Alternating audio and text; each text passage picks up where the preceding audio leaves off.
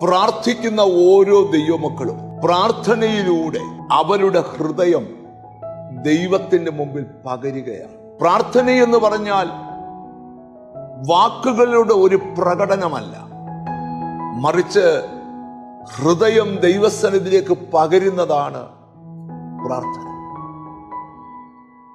സങ്കീർത്തനക്കാരനായ ദാവീദ് പ്രാർത്ഥനയെക്കുറിച്ച് പറഞ്ഞിരിക്കുന്ന ഒരു ഭാഗമാണ് ഇന്ന് ധ്യാനിക്കാൻ പോകുന്നത്. 62-ാം സങ്കീർത്തനം 8-ാം വാക്യം. എല്ലാ കാലത്തും അവനിൽ ആശ്രയിപ്പി, നമ്മുടെ ഹൃദയം അവന്റെ മുമ്പിൽ പകരുവി,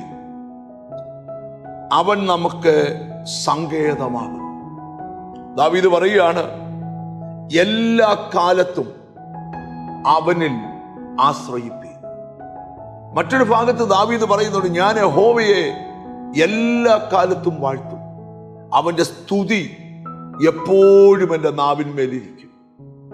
ചിലർക്ക് നന്മ വരുമ്പോൾ മാത്രമേ ദൈവത്തെ സ്തുതിക്കാറുള്ളൂ.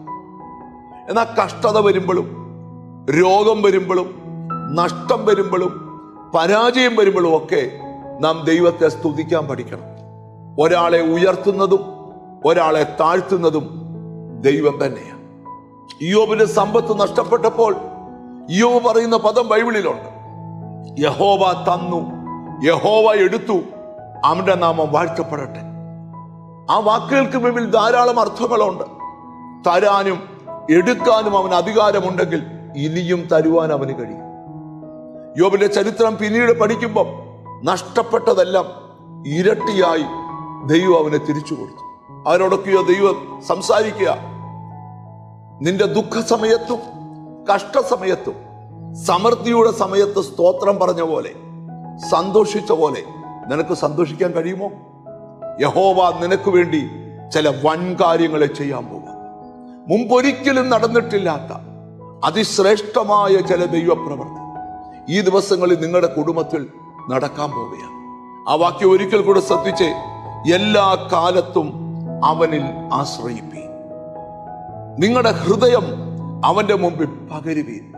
ഹന്ന പ്രാർത്ഥിക്കാൻ ചെന്നപ്പോൾ ഹന്ന ഹൃദയം ദൈവസന്നിധി പകരുവാൻ, പ്രാർത്ഥനയിൽ ഹൃദയം ദൈവത്തിന് മുമ്പിൽ പകർന്നവൾ മറുപടിയുമായിട്ട് ആ പ്രാർത്ഥന മുറിവിട്ട് പുറത്തിറങ്ങിയത്.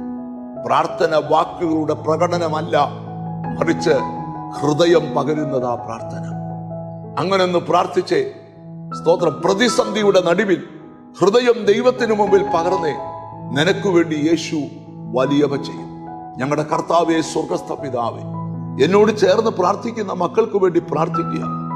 എല്ലാ കാലത്തും അങ്ങയിൽ ആശ്രയിപ്പാനും ഹൃദയം അങ്ങയുടെ മുമ്പിൽ പകരുവാനും അങ്ങ് എന്റെ സങ്കേതമാണെന്ന് പറഞ്ഞ് ജീവിപ്പാനും നിന്റെ മക്കൾക്ക് കൃപ കൊടുക്കണം.